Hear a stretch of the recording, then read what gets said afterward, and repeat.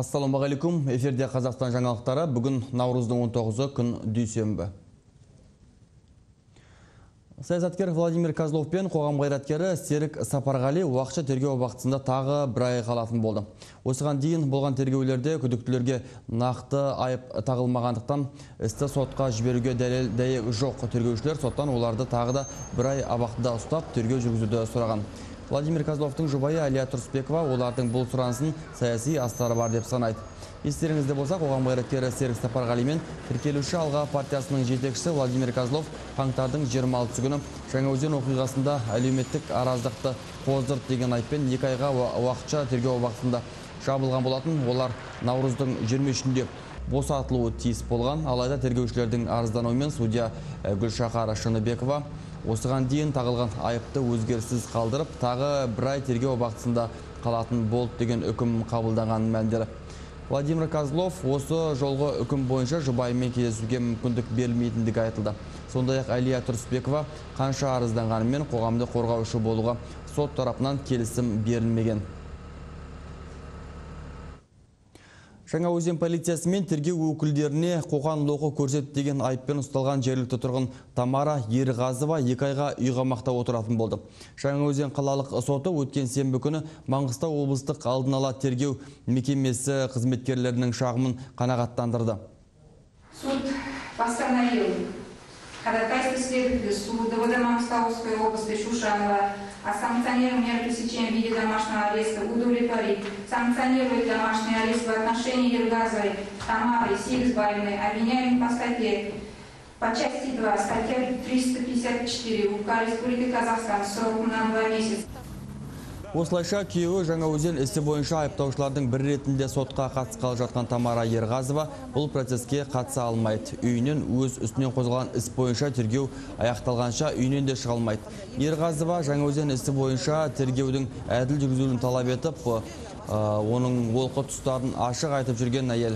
Ерғазованың құқығын сотта қорғаушы Арман Жаменов соттың асығыс өтіп кеш шығарылған бұл шешіммен келіспейді. Заңгердің айтуынша бұл азаматқа қатысты қозғалып отырған істің өзі ауыр қылмысқа жатпайды. Сол себепті одан алысқа шықпау туралы қолхат алса жеткілікті болар еді. Они нарушают ее право. Олар азаматтың құқығын бұзып отыр. Бұл менің пікірімше біздің биліктің диктатурасы. Олай дейтінім, Ерғазова билікке үнемі арызданатын адам ретінде бұларға жаға бермейді. Бірақ тиісті мекемелерге шағымдану оның конституциялық заңды құқық екенін ескеру керек. Яғни заңның мәнінің өзі бұрмаланып отыр. Өйткені бұл бап бойынша бас бостандығынан айыру жазасы қаралмаған. Сол себепті алысқа кетпеу туралы қолхат алу жеткілікті. То есть сама сущность закона. Республикалық Жаңаөзен 2011 комитетінің өкілдері Ғалым Ағелеуов пен Ерлан Қалиев Жаңаөзен және шетпедегі оқиғалар бойынша сот қарсаңында Жаңаөзен қаласына келді. Сот Жаңаөзенде өтуі тиіс еді деп есептейтін блогер Ағелеуов айыптаушылардың туыстарын үлкен сот процесіне қатысуда қосымша қиындықтар туып жатқанын мәлімдеді. Оның пікірінше оқиға куәгерлерінің бәрі сотқа қатысып, сот процесіне өз бағасын берулері керек еді. Енді облыс орталығына олардың көбі бара алмайтын түрі бар. Бұған қоса блогерді айыптаушылардың денсаулықтары алаңдатады. Қамалар алдында олардың дендері сау болған, қазір көбісінің ауру болып қалғанын айтады. Прокуратура абақтыдағы азаптау фактілеріне көз жұма қарайды деп сынады Ағалиев. Те показания, которые у нас есть, куәгерлердің біздің қолымызда бар деректері бойынша тергеу абақтысына дендер сау болып түскендердің көбісі ауырып жатыр. Сол мекемеде жарақаттанған.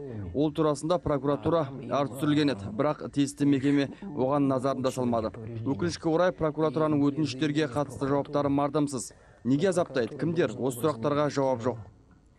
Құқық қорғаушылары тарапынан жасалып жатқан қысым сол желтоқсан оқиғасының куәгерлерін үйрелендіріп отыр деп есептейді Ерлан Қалиев. Комитеттің тағы бір өкілінің пікірінше тұрғындардың көбі осы қоғамдық ұйымға келіп шағымданған соң олардың іздеріне полиция қызметкерлері түскен. Үстерінен іс қозғаймыз деп қорқытқан дейді Қалиев. Бұған қоса ол сот залының тар екендігін айтып отыр. 50 адамға арналған залға айыпталушы 37 адамның адвокаттары да сыймай қалуы мүмкін. Хочу особо подчеркнуть, что, к сожалению, подтверждаются факты. Өкінішке орай шынайы ақпаратты беріп отырған адамдарға қысым көрсетіліп жатыр. Психологиялық қысым. Біздің осында бірінші рет келуіміздің өзінде комитетке жолыққан адамдарға полициядан ұлттық қауіпсіздік комитетінен келіп қорқытқан. Комитетке бірдем айтсаңдар, қамаймыз, қолымыздан келеді деп айтқан. Сотрудник комитета национальной безопасности. Қазақстанның жауы биліктің халыққа қарсы саясаты. Бүгін Алматыда бас қосқан зиялы қауым өкілдері осылай деп мәлімдеді. Олар Жаңаөзен оқиғасына қатысты қуғындауларға алаңдаушылық білдіреді. Осыған орай саяси қарсыластарын қудалауды тоқтатуды талап етіп, елдегі азаматтық қоғам және оппозициямен диалогқа келер кез келді деп мәлімдеді. Тақырыпты тілші жалғастырады. Форумға жиналған зиялы қауым өкілдері елдегі саяси тығырықтар мен әлеуметтік тоқырауларға алаңдаулы. Елдегі қазіргі саяси әлеуметтік жағдай шегіне жетіп тұр деген олар, бұның басты себебі қазаққа қарсы жүргізіліп отырған билік саясаты деп ойлайды. Дәл қазіргі кезеңде өзінің елін өзі аңду науқаны мемлекеттік режим деңгейіне көтеріліп отыр. Қазақстанның басты жауы оппозиция емес, оралман да емес, күйеуі мен баласынан арша түскен жаңаөзендік әйел де емес. Мемлекет құрып отырған ұлтқа қарата биліктің қолданып отырған ұлтсыздыққа негізделген сатымсақ саясаты. Форумның мақсаты Жаңаөзен мен шетпе оқиғаларынан кейін елде қалыптасқан қоғамдық саяси жағдайды зерделеу. Қаламгерлердің сөзінше, қанды оқиғадан кейін іске қосылған жазалау машинасы тым қатты кетуде. Алайда шын кінәлі адамдар қалыс қалуда дейді. Яғни президент Жаңаөзен ереуілі туралы жалған ақпар берді деген адамдарды да жазалауы тиіс. Сол адамдарды жазалату керек. Демек, мемлекеттің басшысына жаңсақ қабыл беріп арқылы оны жаңылыс жолға түсіргені үшін ол мемлекеттік измена. Сондықтан оны мемлекеттік измена ретінде, мемлекеттік сатқан адамдар ретінде жазалауымыз керек деген бір сөзді қоссақ деп отыр. Алайда Исабековтің өтініші жарияланған үндеу талаптарына қосылмады. Есесіне билікке тәуелсіз бақты қудаламау, шаңырақ оқиғасында қамалғандарды босату мен әлеуметтік жіксалушыдан қылмыстық топ мүшесіне айналған Владимир Козлов, Айжангүл Әмірова, Серік Сапарғали, сондай-ақ Болат Атабаев пен Жанболат Мамайды қуғындауды тоқтатуды талап етеді. Билікті оппозициямен диалогқа шақырады. Форумға қатысқан зиялы қауым биліктен елдегі авторитарлы репрессивті үрдістерді тоқтатуды талап етіп, дағдарыстан шығудың жолын бірігіп іздеу үшін оппозициямен, азаматтық қоғаммен әріптестікті бастау керек деп үндеу тастаймыз. Елдегі процестерге өзіндік балама пікірі бар азаматтарды жау ретінде қарастыруға жол берілмесін. Форум соңында жиналғандар билік пен азаматтық қоғамның өзара қарым-қатынасын реттеу және оның тиімді жүйесін қалыптастыру туралы қарар қабылдады. Құжатта демократиялық институттарды дамыту, Жаңаөзен мен шетпе оқиғаларын парламенттік талқылауға салып, құқықтық және саяси бағасы берілуі тиіс делінген. Қарарды Ақордаға жібереміз деген зиялы қауым өкілдері бұдан кейін де бас қоспақ болып тарасты. Азамат Есберген, Берік Жаңбырбаев, Алматыдан. Жаңаөзен қаласының маңындағы Қызылсай елді мекенінің тұрғындары мемлекет тарапынан келетін көмекті күтуден күдер үзген секілді. Осыдан 2 апта бұрын қаладан шақырым жердегі ауылды сел тасқыны шайып кеткен болатын. Жергілікті билік тарапынан көрсетілетін көмекті осы уақытқа дейін көрмеген табиғи апаттың құрбандары күйсіз жайсыз қалатын түрі бар. Көктемнің алғашқы күні Жанат Темірованың үйін сел шайып кеткен болатын. Тізеден асқан тасқын судың кезінде өрт сөндірушілер балаларды құтқарып қалған. Енді Жанаттың бар ойы тезірек тасқын шайған үйінің қайта орнына келуінде болып отыр. Ең қызығы бұл жанұя тұратын көшенің аты затына сай сушы екен. Жаңаөзен қаласының әкімшілігі жергілікті халықты уақытша балалар үйінің ғимаратына орналастырған еді. 2 апта бойы 11 үйдің тұрғындары әупірімдеп қиын қыстау жағдайда күн кешіп келген болатын. Ал сол уақыттан бері судың беті қайтып, жағдай жақсарған еді. Десе де шенеуніктер уәде еткен киім-кешек пен тамақ тұратын орын мәселесі жабулы қазан қалып отыр.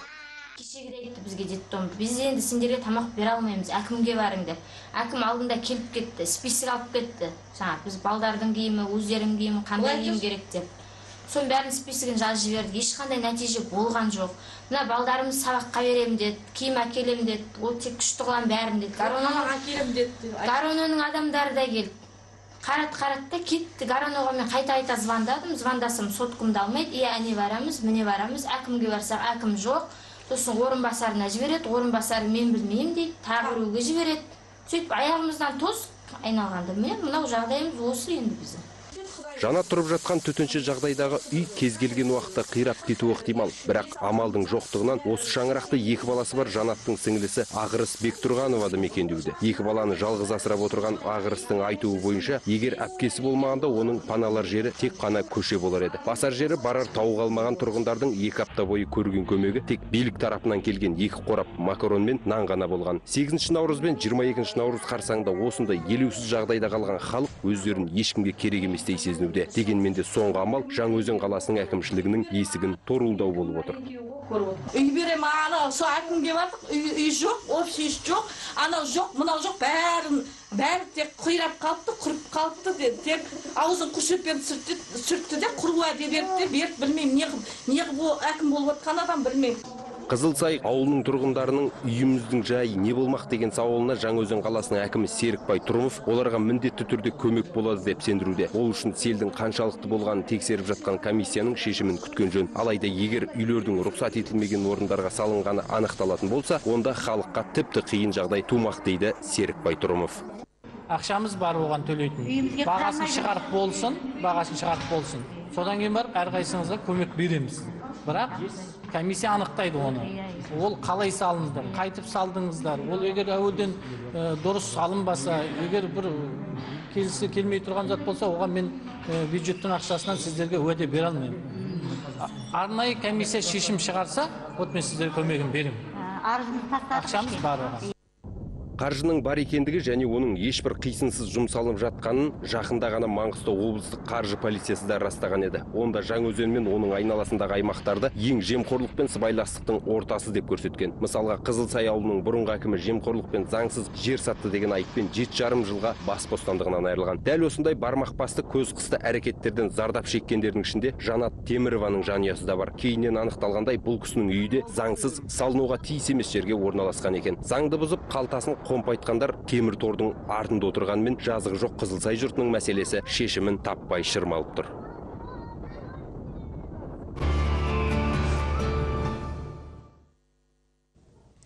Шымкентте өткен концерт барысында кубалық MNC классика тобының әншісі қайтыс болды. Оңтүстікке арнайы шақырумен келген 28 жастағы Владимир Кабрера панкреатиттің асқынуынан бақилық болғаны кейін анықталды.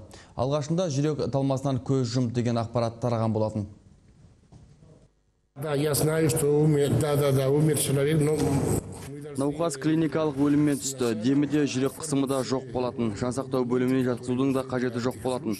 45 минут бойы реанимациялық көмек көрсетілді. Құжаттандырудан кейін марқұмның денесі сот медициналық сараптауға жіберілді. Такое совпадение, что было суббота и воскресенье как раз на Кубе. Кубадағы танымал топтың мүшесі Владимир Кабрера концерт түсінде өзін нашар сезінгенін айтып, өнер көрсетуін күрт тоқтатқан. Оның продюсері әншінің аяқ астынан халі нашарлағанын айтады. Шетелдік әнші жедел жәрдем көрсету ауруханасына жеткізілген. Оның өмірін аралашып қалу үшін дәрігерлер 45 минут күресіпті. Алайда хал үстінде түскен әншіні жергілікті дәрігерлер құтқарып қала алмады. Қазірге таңда оқиғаға қатысты тергеу амалдары жүргізіліп жатыр. Белгілі болғандай, кубалық әнші асқазан ауруының асқынуынан көз жұмған. Больной поступил в состояние клинической смерти. Иә, мен ол өлім жайлы естідім. Қазір құжаттандыру жұмыстары жүргізіліп жатыр. Оқиға демалыс күні болған. Оның үстіне алдағы мерекелік демалыс күндеріне тап болып отырмыз. Қалай боларын білмеймін. Бұл топ Кубада өте танымал.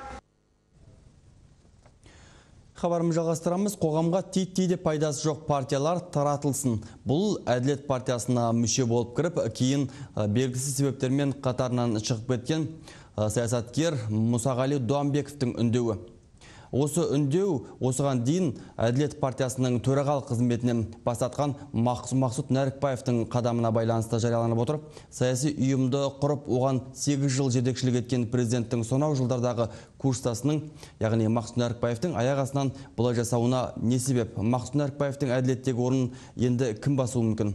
Осы сұрақтарға біздің астаналық тілшілеріміз жауап іздеген еді. Осыдан 1,5 жыл бұрын қара жорға билеп, оны Гиннестің рекордтар кітабына енгізер деп жанталасқан Мақсұт Нәрікбаевтың күш-қуатына, бойындағы құлшынысына таңданып, таңдай қақпаған жан болмаған. Өзде бірсыпыра батыл мәлімдеме жасап, әркез қайнаған саясаттың бел ортасынан, курстасы Нұрсұлтан Назарбаевтың бағытын қолдаушылар қатарынан табылды. Өткен мәжіліс сайлауында жұрттың 40% дауысын еншілейміз деп жанқиярлық жорамал жасап еді. Тек бұл сәуегейлігі болмай, мәжіліс мандаты бәске түскен аламанда 0,66% ғана дауыс алып шаң қауып қалды. Осыған опынғаны ма, әлде басқа ойлағаны болды ма, араға 2 ай салып, саяси харакири жасағандай болды. Партия мүшесі болып қала берем. Болашақта көрерміз қалай боларын. Бірақ белсенді түрде үлкен саясатпен айналысуды қоямын. Халық әділет партиясын Нәрікбаевтың партиясы деп біледі. Ең бастысы, менің мұндай шешім жасаған себебім саяси мәдениетке қарай қадам басуымыз керек деген ой. Адамдар партия жетекшісіне емес, бағдарламасына қарап бағыт түзеу үшін. Тек мұндай жұрт партияны басшысына қарап емес, бағдарламасына зер салып бағамдауы тиіс деген тұжырыммен оның өткен сайлауда орынбасары болған Мұсағали Дуанбеков келіспейді. Өткен парламент сайлауы қарсаңында саясаткер Уәлихан Қайсаровпен бірге әділетке шақырылып, саяси науқаннан соң партиядан шығып қалған Дуанбеков енді елдегі 4 бірдей саяси ұйым басшылығына үндеу жариялады. Онда сендерге мүше болып жүрген қарапайым жұртты алдамай, сайлау сайын мандат тиіп қалар мекен деп емексіп, күшімен қаржысын ысырап қылған қайраткерлерді де қинамай, өз еріктеріңмен партияны таратыңдар деген жолдар бар. Қазір әділет, руханият, ауыл және патриот деген партиялардан үкіметке келер кетер еш нәрсе жоқ. Олардың қазір пайдасы да жоқ. Оларды сүйретіп, оған қаржы шығару үшін үкіметтің қазір биліктің, үкіметтің емес, биліктің оған қаржы шығаруға мүмкіндігі де жоқ, оның қажеттілігі де жоқ. Олар өздерінің кәдімгі спарринг партнерларын тауып алды. Ол КМПК мен жаңағы Ақжол. Ал Мақсұт Нәрікбаевтың тағы бір орынбасары болған Төлеген Сыдықов бүгінде оның орнын басты. Әзірге төраға міндетін атқарушы. Жаңа қызметтегі алғашқы іс-сапары Кереку жерінен басталды. Ол кісінің саяси партияның төралығынан кеткені жаңағы сайлауға байланысты емес. Осы жастарға берейін тізгінді. Кішкене жастар өздері басын бастап бердік қой, 8 жыл жұмыс істедік дегендей. Соған жастарға берейік деген оймен беріп отырған шығар деп ойлаймын мен өзім. Мақсұт Нәрікбаевтың қызметтен кететіні мәжіліс сайлауынан кейін ақ мәлім болған дейді Мұсағали Дуанбеков. Президенттікке 2 кандидат болған қайраткердің айтуынша, партиядағы төрағалық тізгін оның 5 орынбасарының ішінен осы Төлеген Сыдықовқа бұйыратын жайлы жорамалдардың жасалуы да бекер емес. Өйткені ол биліктің қолайын аңғайлы адам. Тек Төлеген Сыдықов әділеттің партиялық қызметіне қайтадан қан жүгірте алмайды дейді Дуанбеков. Оқсын деңгейін білем, оқсы лидер емес, оқсы управленец. Кәдімгі мынаны былай істе деп жаңа алып кел шауып көлмен сондай деңгейлі адам. Оқсы ешқашанда лидер болған емес өмірінде. Төрағалықтан кететін мемлекеттік телеарна арқылы мәлімдеген Мақсұт Нәрікбаевтың өзімен тілдесу мүмкін болмады. Хабар арнасына берген сұхбатында ол партия басшылығынан кетуін саяси мәдениетті сақтап, жастарға жол беруімен түсіндірген. Ұлт лидерімен құрдас Нәрікбаев 72 жаста. Нұрбол Қапешев, Ермек Әміров, Қазақстан, Астана. Үлескерлер мен борышкерлер Астана әкімінен моральдық шығын өндіріп алғысы келеді. Егер сотта жеңсе, өтемақыны жаңаөзендіктерге көмек ретінде аудармақшы. Бүгін Астанадағы сотта Зәуреш Батталованың төңірегіне топтасқан бірнеше қоғамдық ұйымның қала әкімі Иманғали Тасмағамбетовтің үстінен түсірген талап арызын қарау басталды. Сот отырысына журналистер кіргізбеді, әкім де келмеген. Парламентаризмді дамыту қоры лайықты баспана үшін және адам құқықтары миссиясы ұйымдарының өкілдері ақпанның 25-інде бейбіт шеруге рұқсат бермеген Астана әкімдігінен моральдық шығын өндіруді талап етуде. Өтемақы сомасын Иманғали Тасмағамбетовтің лауазымды қызметке кіріскеннен бергі еңбекақысының көлемінде белгілеген. Қанша екені белгісіз, бірақ қомақты сома шығуы тиіс деп санайды. Белсенділердің бірі Ардақ Бейжігітовтің айтуынша алғашқы тыңдау шағымданушылардың шағын жеңісімен аяқталған. Бүгіннің өзінде әкімшіліктің өкілі келіп осы әкім Тасмағамбетовті жауапкершіліктен тысқары қалдыруға әрекет жасады. Бірақ орталық өзін өзі басқару заңына сәйкес біз оған келіспей сот оны қараусыз қалдырды бұл өтінішін. Сондай-ақ әкімдік өкілі ақпанның 25-інде Пушкин және Құдайбердиев көшелерінің қиылысындағы алаңды митингіге бермеу себебін түсіндіруге міндеттеніп кетті. Есте болса, үлескерлер мен борышкерлер қарсылық күнде заңды митингке рұқсат бермегендіктен әкімдікке хат тапсырумен ғана шектелген еді. Никаких движений лево-направо. Так, Ардак в конце? Ардак в конце, в середине Зауреш Кабылбековна, я впереди. Ага, поехали. Зәуреш Батталова 2007 жылы Асқар Мамин әкім болған кезде қала билігімен соттасып, тіпті жеңіп те шыққан болатын. Бірақ осы жолғы процесте Тасмағамбетовтің беделі шешуші рөл ойнауы мүмкін деп қауіптенеді. Әйтсе де митинг өткізудің қалай екендігін сотқа көрсетіп кетеміз дейді. если нам не дают митинговать. Егер бізге заң шеңберінде митинг өткізуге мүмкіндік бермесе, біз осы жерге жиналамыз. Егер сотқа керегі мыңдаған адамның жиналып, осы процеске келуі болса, оны да жасаймыз. Сот сондықтан да заңды шешім қабылдауы тиіс. То пусть они, если не хотят они такого. Қоғам белсенділерінің әкімді жеңер-жеңбесін уақыт көрсетеді. Әзірге шағымданушылардың 4 бағыт бойынша асығы алшысынан тұр. Айтуларынша әкімдік өкілі дайындықсыз келген. Сол себепті де сот олардың өтініштерін қабылдамады дейді. Келесі отырыс сәуірдің 5-іне белгіленді. Жапар Төре, Сәкен Айсенов, Астана, Қазақстан. Халыққа баспана қалдырайық қозғалысының мүшелері Алматыдағы ұлттық банк бас кеңсесіне келіп, банк басшысы Григорий Марченкоға хат қалдырды. Онда осы жылы қаңтардың 13-інде бас банкир Марченконың ел президентіне жазған хатына байланысты халық тарапынан сауал туындағаны жазылған. Ұйымның бас алдына жиналған мүшелері өз акцияларын халыққа баспана қалдырайық деген ұранмен жалғастыра түсті.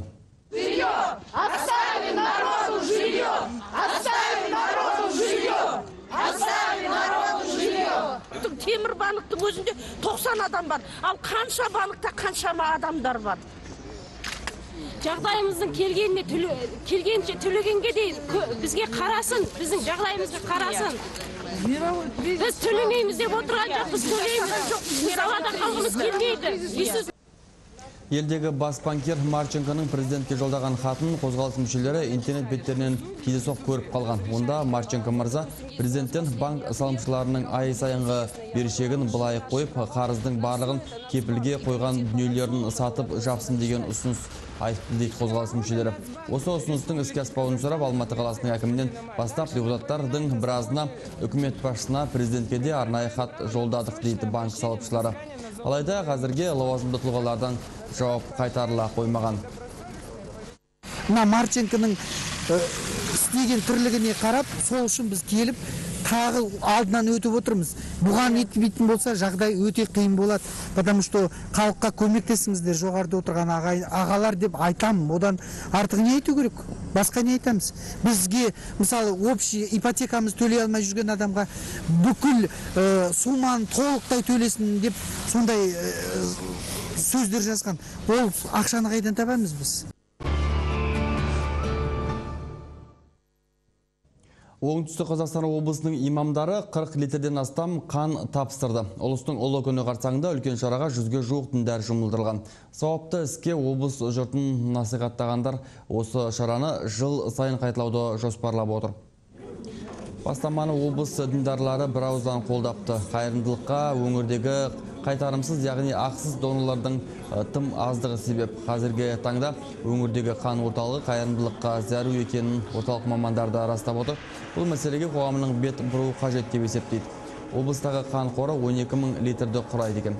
Діндарлардың жаппай жүргізген шарасы барысында қор тағы 40 литр қанмен толықты.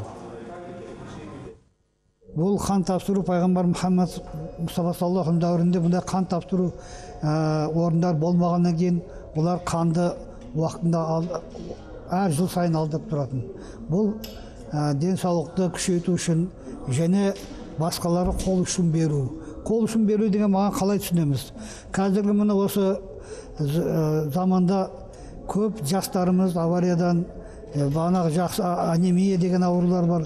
Сондай қатты күйзеліске ұшыраған және жесір-жесірлер бар, қаражат жоқ адамдар бар, бірақ қанға зәру адамдар. Астанаға қыс қайта түскен секілді қатты боран мен аязға байланысты елордаға кіреберіс жолдардың бәрі жабылып қалды.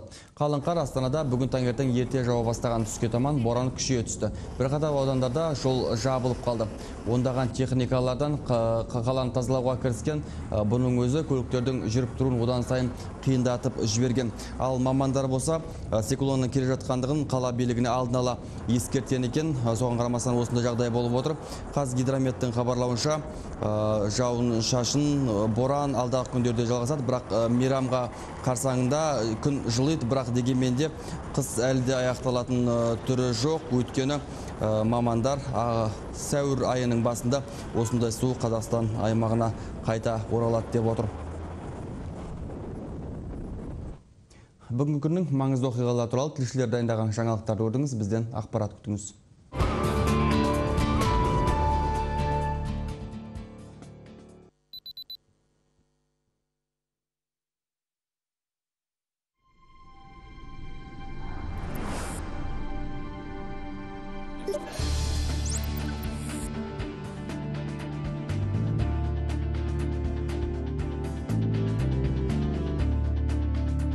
айтты.